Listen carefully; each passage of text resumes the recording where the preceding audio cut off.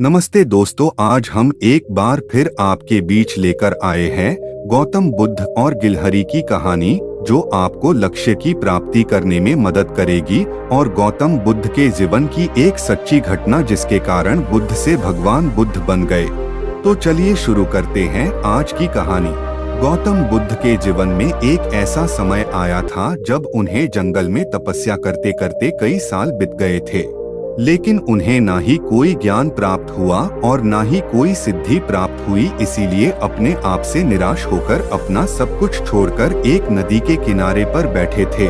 उस नदी में एक गिलहरी के बच्चे गिर गए थे, इसीलिए गिलहरी उस नदी में जाकर अपना शरीर गिला करती और बाहर आकर उस पानी को झाड़ देती ताकि नदी खाली करके अपने बच्चे को बचा सके। गौतम बुद्ध यह सब देख रहे थे। फिर उन्होंने सोचा कि ये गिलहरी कितनी मूर्ख है, ऐसा करने से कौन सा ये नदी खाली कर देगी। वो गिलहरी ऐसा 3 दिन तक करती रही और आखिरी में वो भी नदी में डूब गई। लेकिन उसने जीते जी हार नहीं मानी।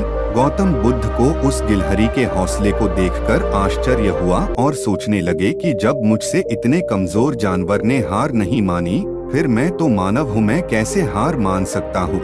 फिर गौतम बुद्ध दोबारा तपस्या करने लगे। उन्होंने कई सालों तक तपस्या की लेकिन हार नहीं मानी। आखिरकार उन्हें ज्ञान भी प्राप्त हुआ और सिद्धि भी, और वह बुद्ध से भगवान बुद्ध बन गए।